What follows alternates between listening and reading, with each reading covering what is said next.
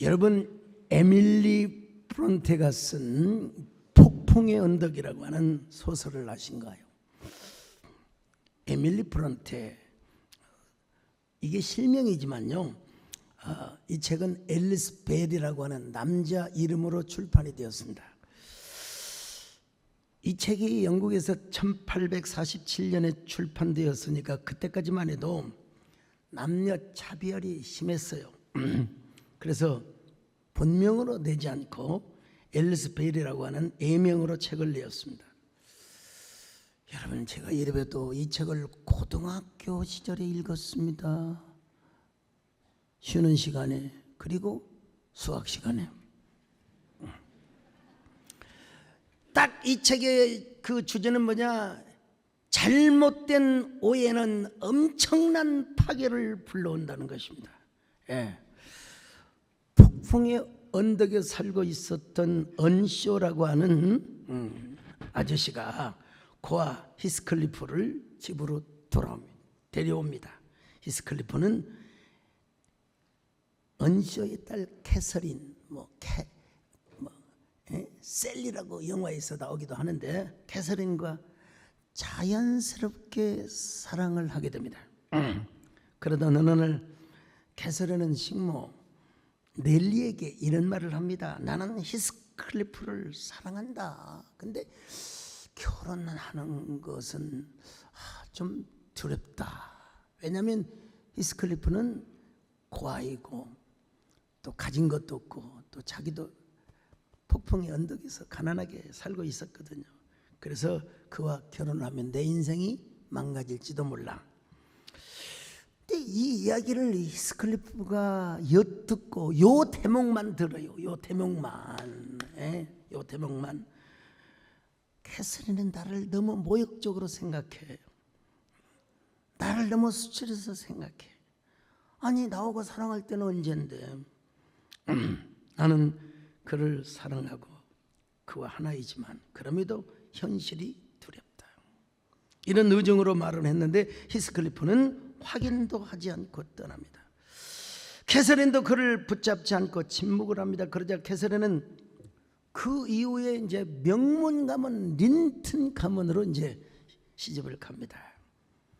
히스클리프는 캐서린에게 버림을 받았다는 확신을 가지고 보복을 하러 옵니다. 증오, 복수를 하러 옵니다.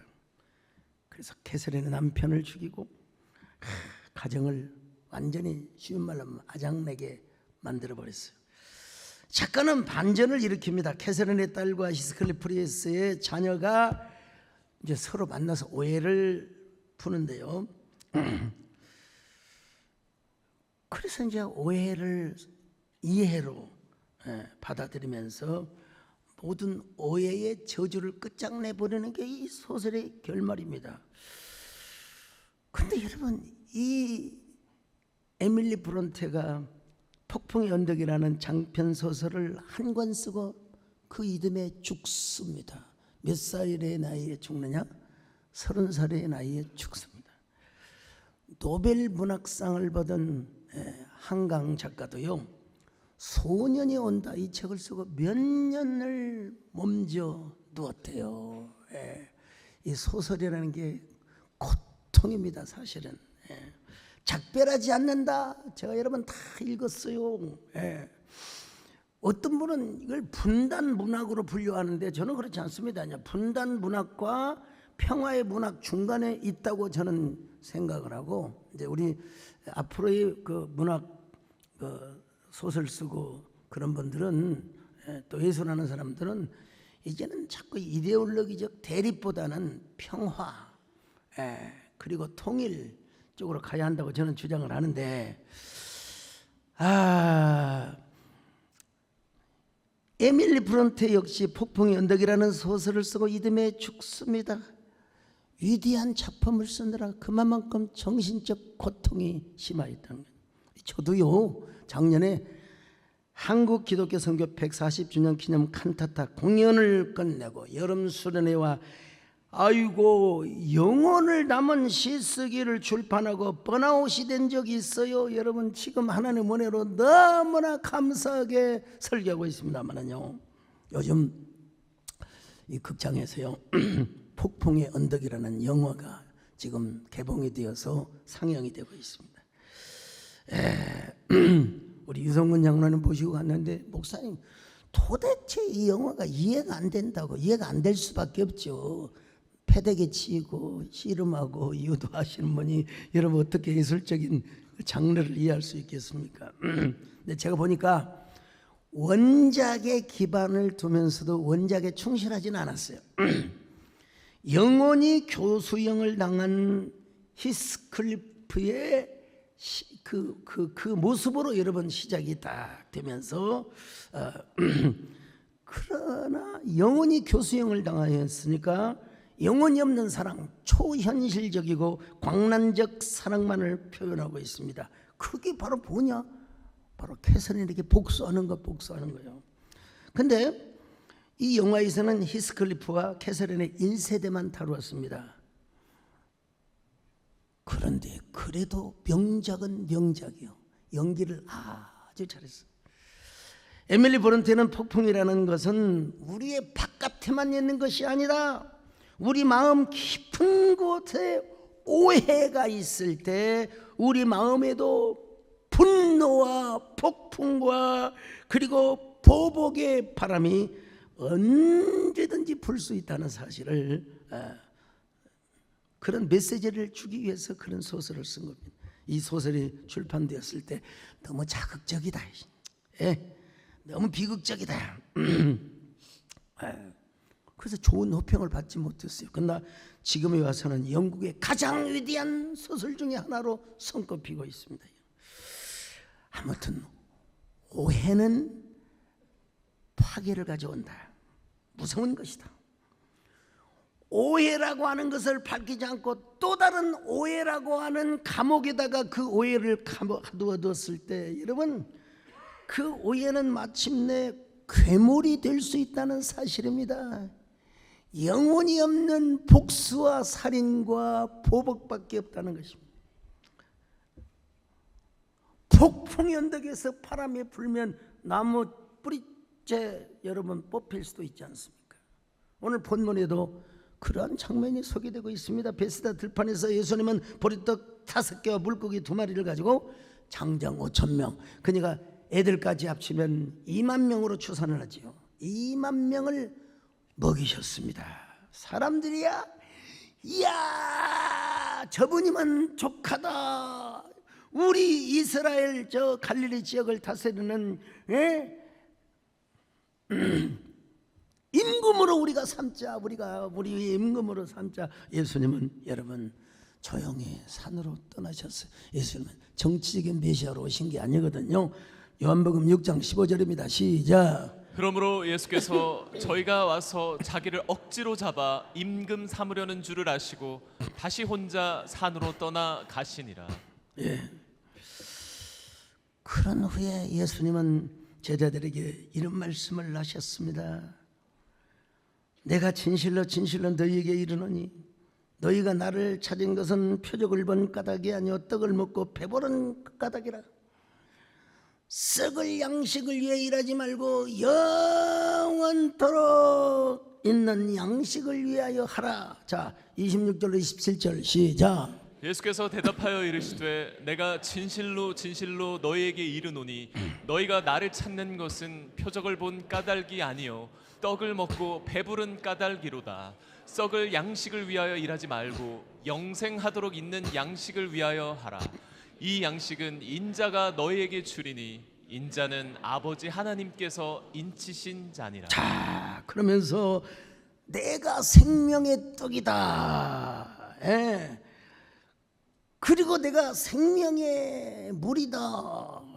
나한테 오는 자는 영원히 목마르지 아니할 것이다. 35절 시작. 예수께서 이르시되 나는 생명의 떡이니 내게 오는 자는 결코 줄이지 아니할 터이요 나를 믿는 자는 영원히 목마르지 아니하리라. 사람들이 막 수근거려. 아니 요셉의 아들, 목수의 아들 예수가 아니야. 어떻게 예수가 어떻게 저런 말을 할 수가 있어? 자기가 하늘로부터 내려온 산떡이라니 말이야. 41절로 42절 시작. 자기가 하늘에서 내려온 떡이라 하심으로 유대인들이 예수에 대하여 수군거려 이르되 이는 요셉의 아들 예수가 아니냐.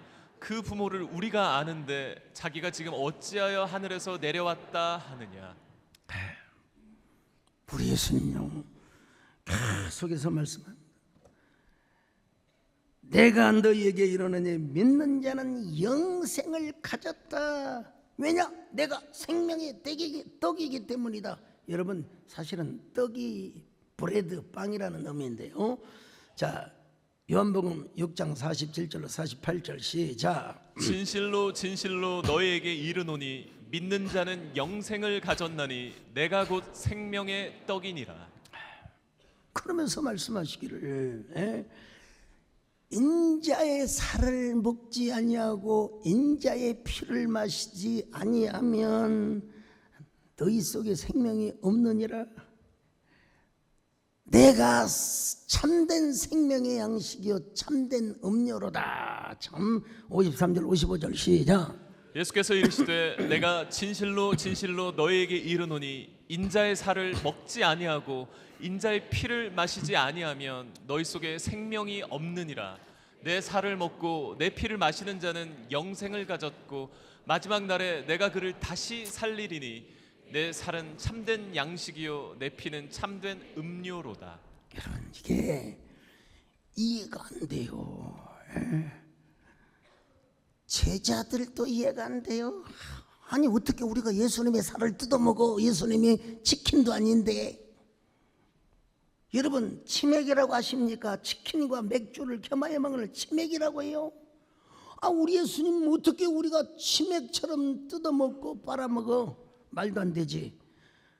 그래서 로마에서는 기독교를 사람의 살을 뜯어먹고 피를 빨아먹는 흡혈귀 종교라고 오해를 받은 적이 있어요, 여러분요. 예.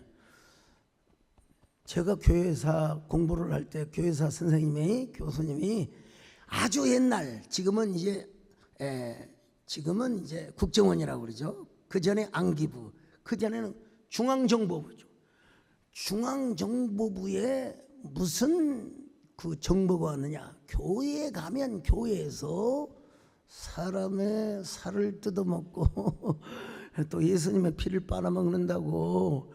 그래서 여러분, 요원들이 교회를 가서 보니까 카스테라 빵 조각을 먹고 이것이 예수님의 살이라고 하고 포도즙을 자기도 마셔보니까 포도주가 아니라 달짝지근한 포도즙이더라는 거예요.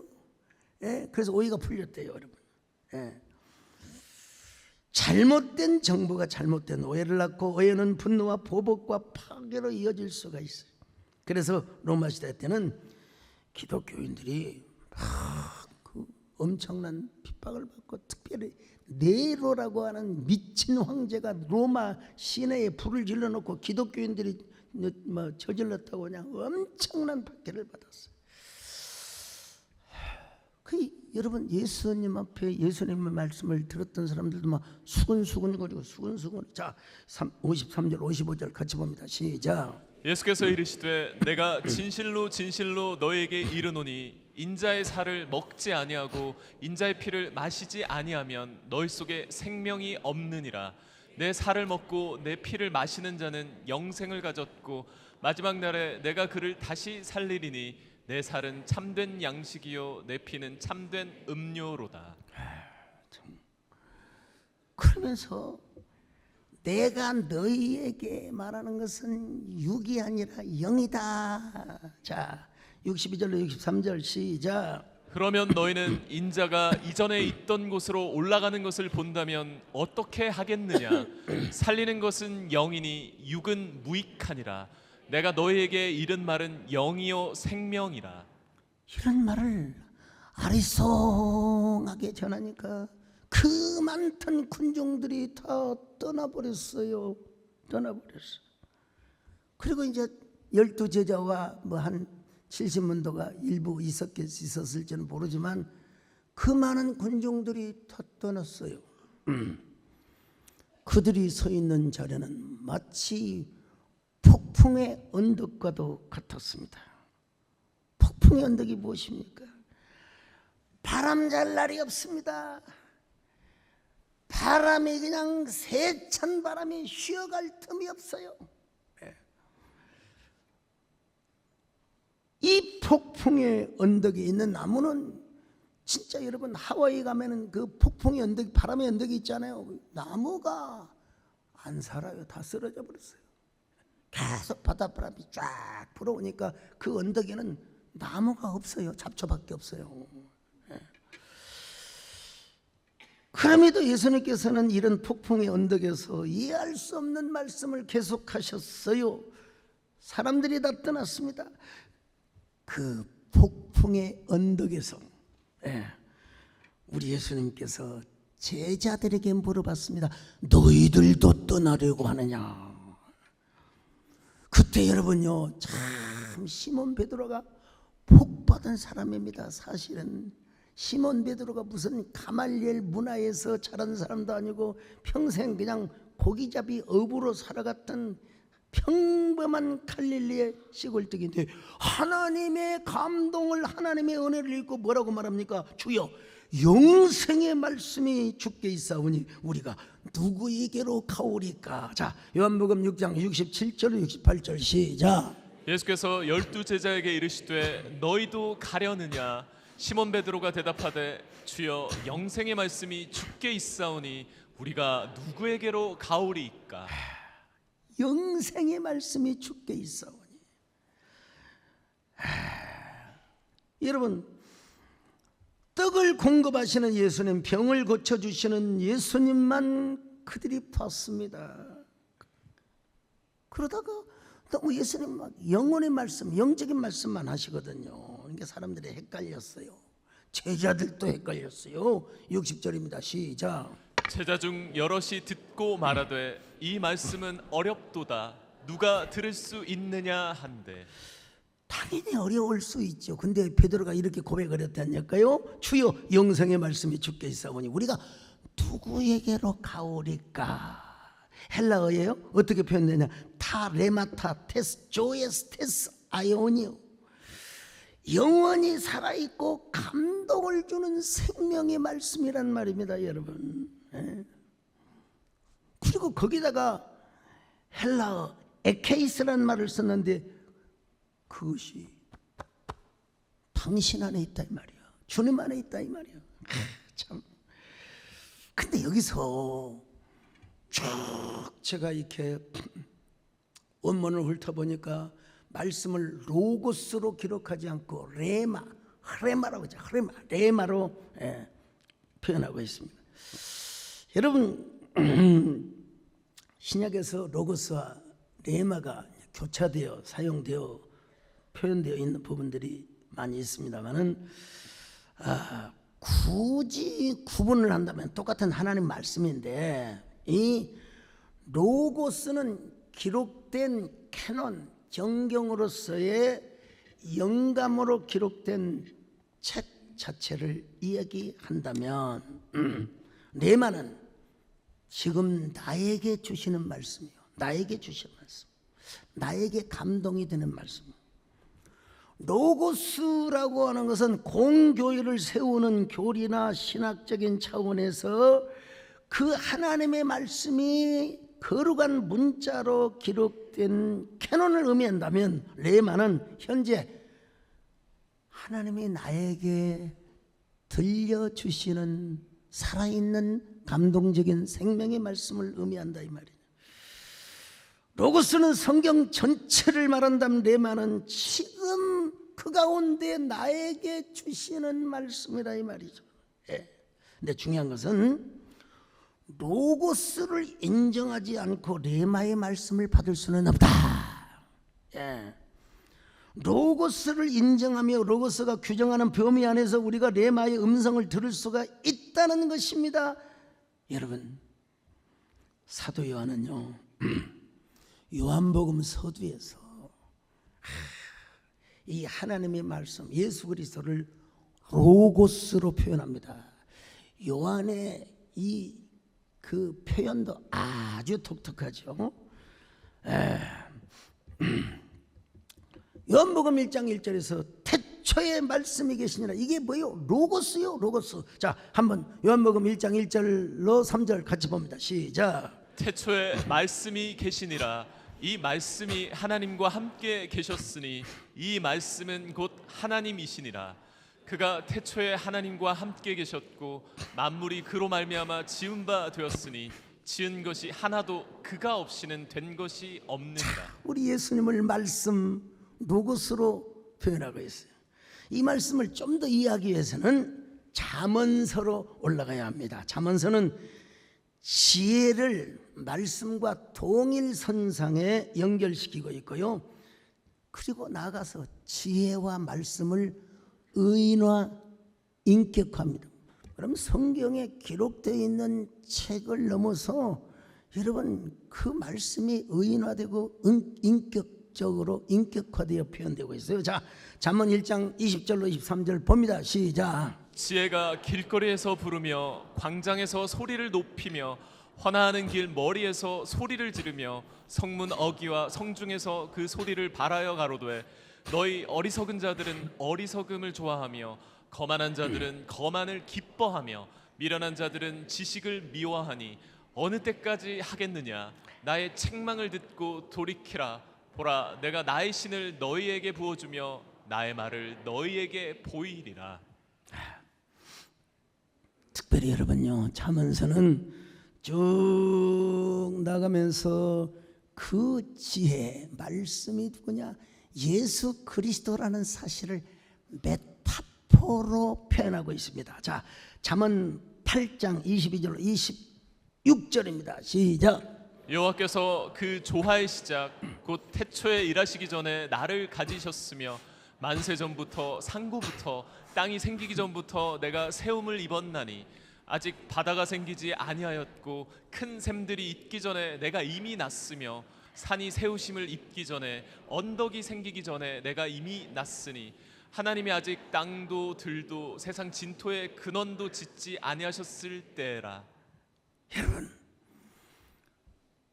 진짜 여러분 예수 그리스도라는 말이 없지만 그 예수 그리스도의 이미지, 상 그리고 그림이 딱 보이는 그림 이야기 성경입니다, 여러분.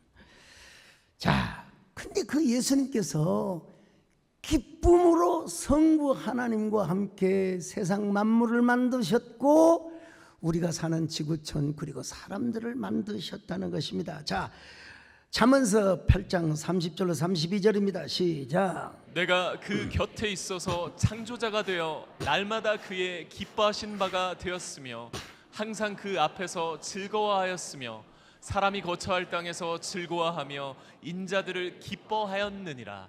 아들들아 이제 내게 들으라. 내 도를 지키는 자가 복이 있느니라.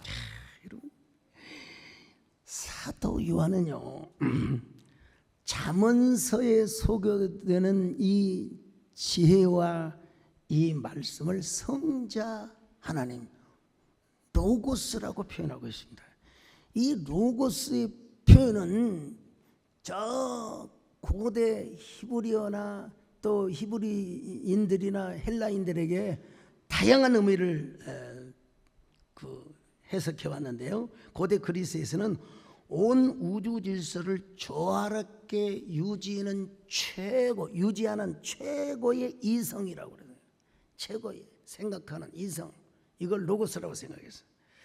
그러니까 로고스 하면 이성을 가지고 있는 최고 경지의 지배자, 통치자라고 생각했어요. 이 로고스에 의해서 우주 질서가 잘 유지가 된다. 그러다가 신플라톤주의에 와서는 이 로고스를 제1자 만물의 으뜸이라고 이제 이야기하는데 여기서부터 이제 2단으로 가기 시작합니다. 근데 유대교 신학에 와서는 이 로고스를 온 천지를 창조하고 역사하시는 하나님의 말씀으로 이해를 했습니다. 그래서 사도 요한은 잠언서에 의인화된 지혜와 인격을 예수 그리스도로 연결을 했습니다. 온 천지를 창조하고 역사하시는 그 로고스가 인격이 되어 이 땅에 오셨고 사람이 되어 이 땅에 오셨다. 기가 막힌 말씀이야. 이 구절이 없으면 진짜 사도 요한은 끝내줘요. 자, 요한복음 1장 14절 같이 봅니다. 시작. 말씀이 육신이 되어 우리 가운데 거하심에 우리가 그 영광을 보니 아버지의 독생자의 영광이요 은혜와 진리가 충만하더라. 그러니까 헬라인들은 예수님을 영접할 때 이렇게 영접할 수밖에 없어요.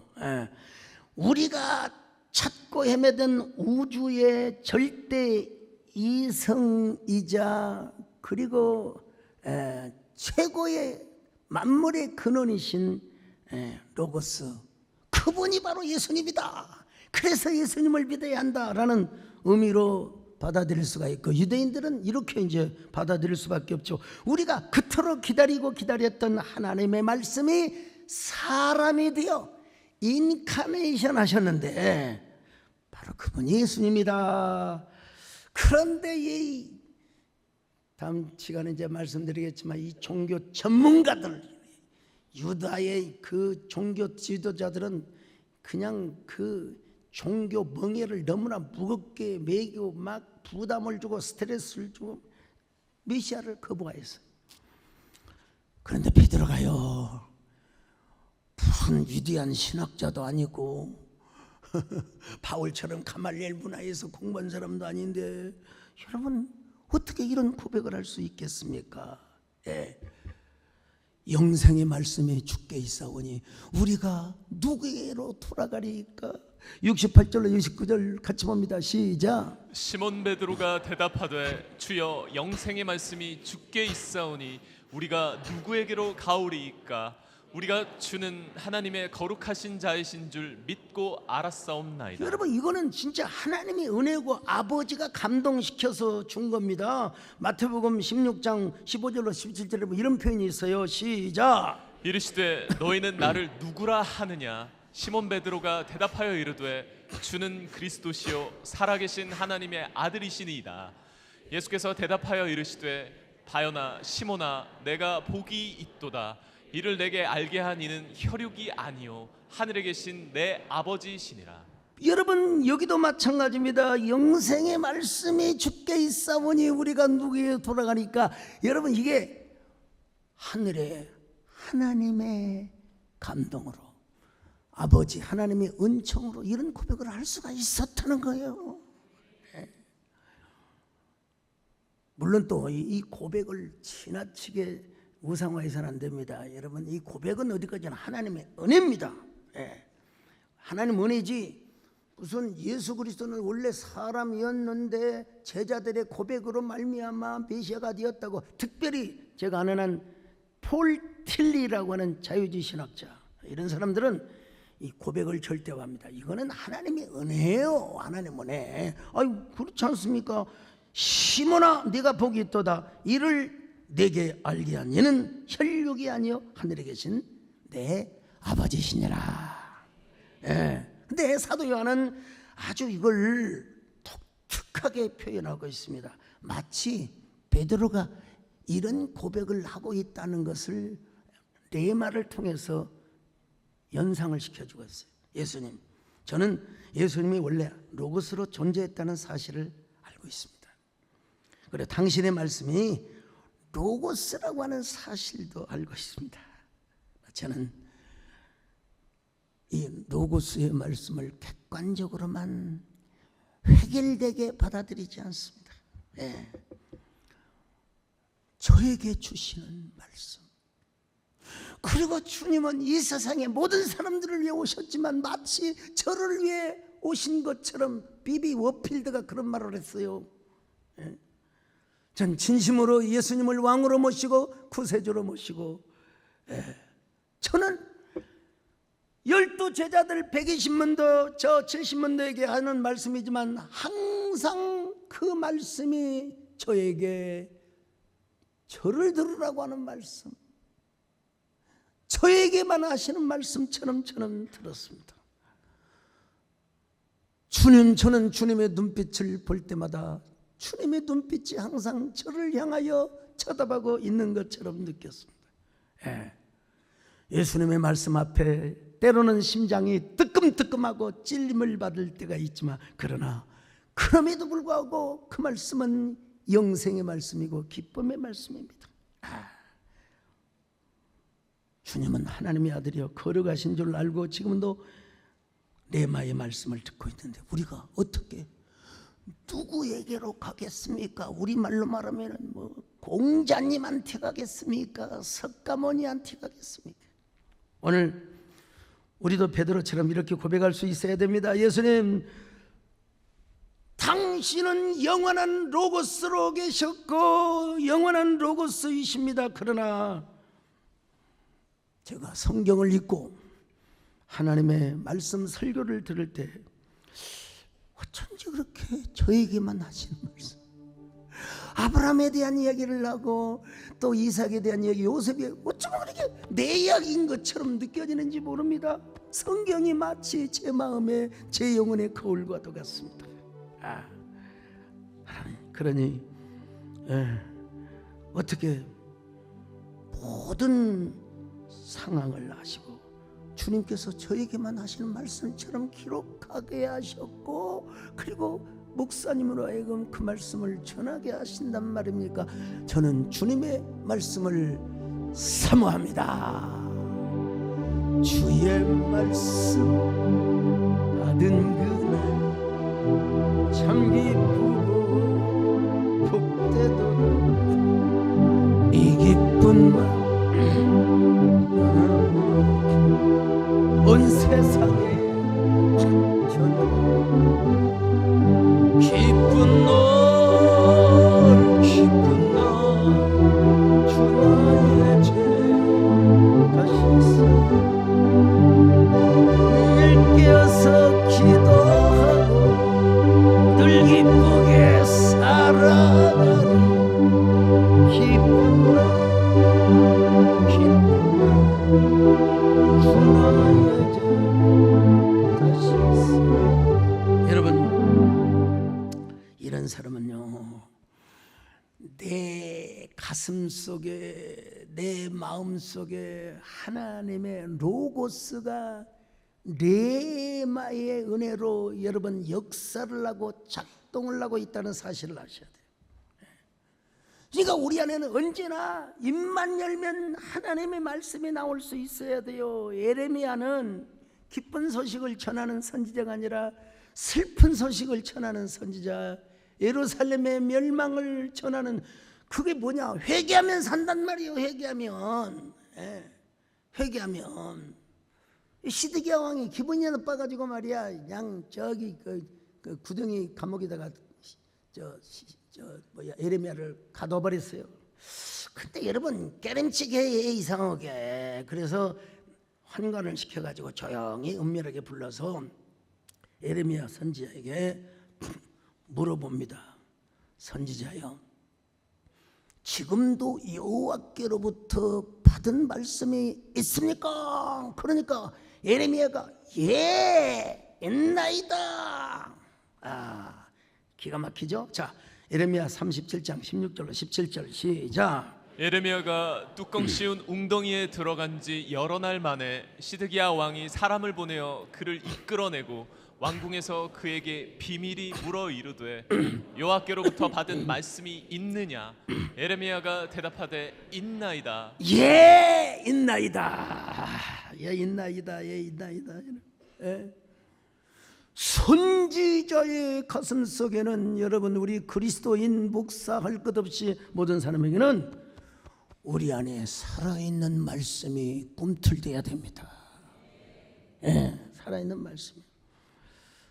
내 안에 하나님의 말씀이 살아있을 때, 그 말씀은 객관적으로는 로고스이지만 그러나 동시에 내 개인에게 있어서는 레마의 말씀.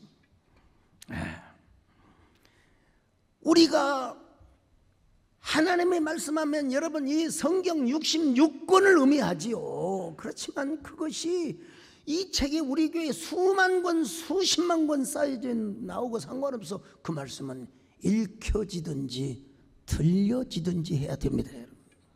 예. 썬데이 크리스찬, 그래도 교회라도 나와서 감사하지.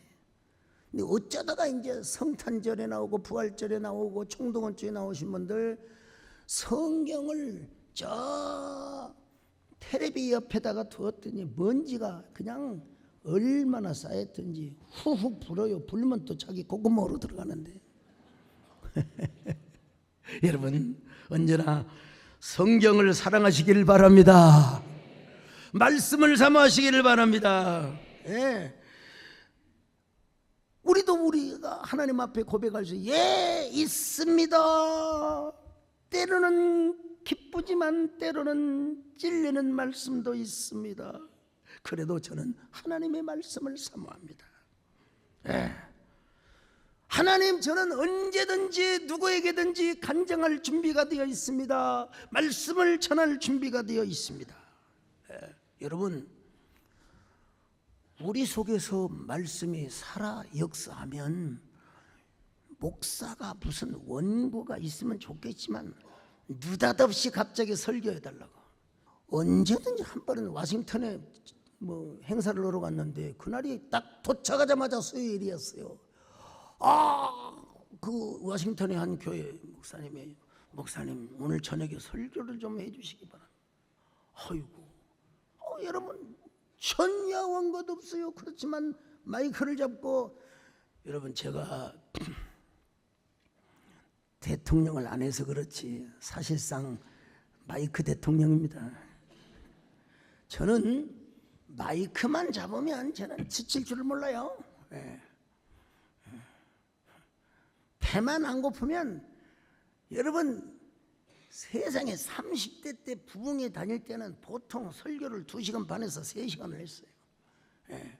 그리고 또 새벽 기도를 했습니다. 낮 집회를 또 하고요.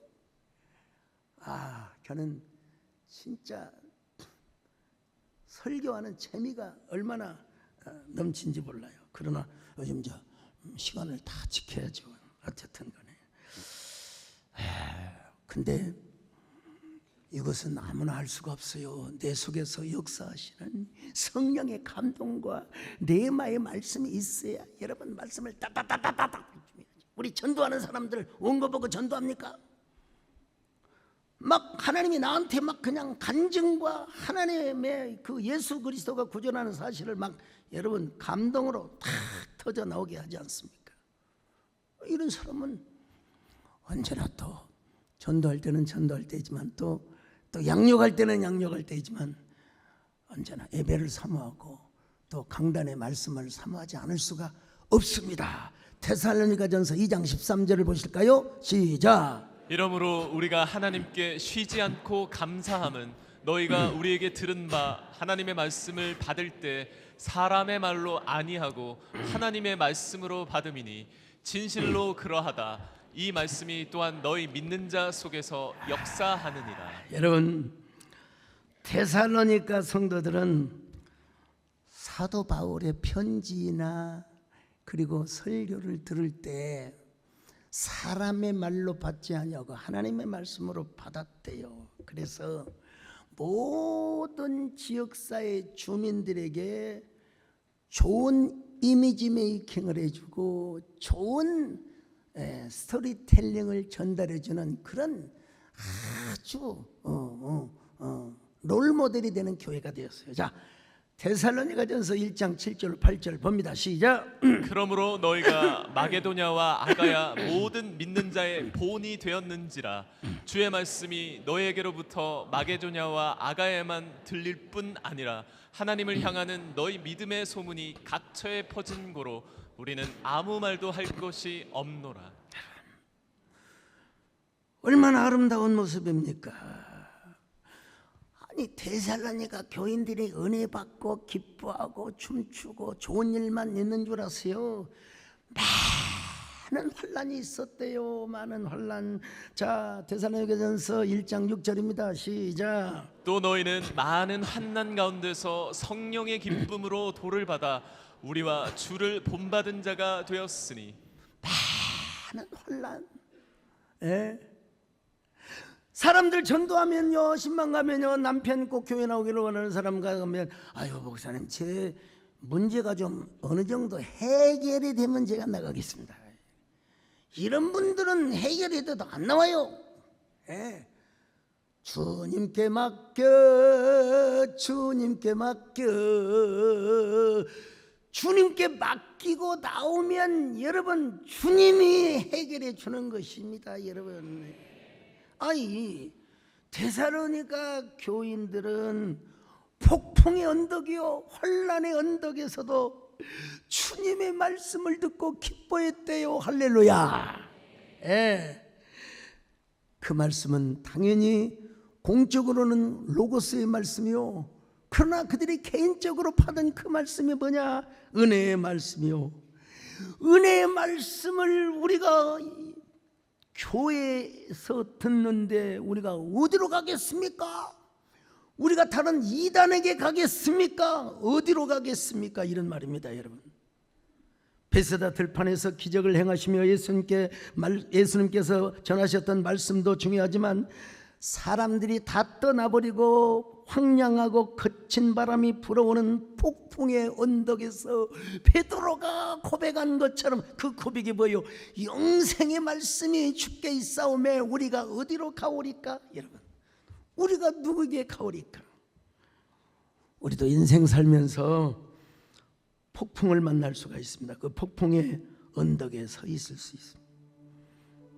그때 우리가 여러분 폭풍을 맞서서 누구를 붙잡아야 되냐? 주님의 옷자락을 붙잡아야 돼요. 주님의 은혜의 말씀을 붙잡아야 돼요. 폭풍의 언덕에서 이렇게 고백해야 됩니다. 나는 주님 없이는 살 수가 없습니다. 나는 주님 없이는 살 수가 없습니다.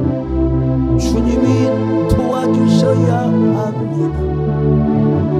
주님 없이도 잘 사는 것은 오히려 나를 망하게 합니다. 나는 주님 없이는 살 수가 없습니다. 주님이 도와주셔야 합니다. 주님 한 분만으로 나는 만족하고 주님만 있어요. 여러분 이렇게 기도하세요. 주여, 우리는 주님이 태초 이전에도 로고스로 존재하셨고 그 로고스가 사람의 육신의 옷을 입고 이 땅에 오셨다는 그분이 우리의 참된 메시아예요. 예. 근데 그분이 성령으로 말미암아 하나님의 말씀 66권을 기록하고 정경의 권위를 세워주셨는데, 근데 그 정경의 말씀이 나에게 들려올 때는 뭐요?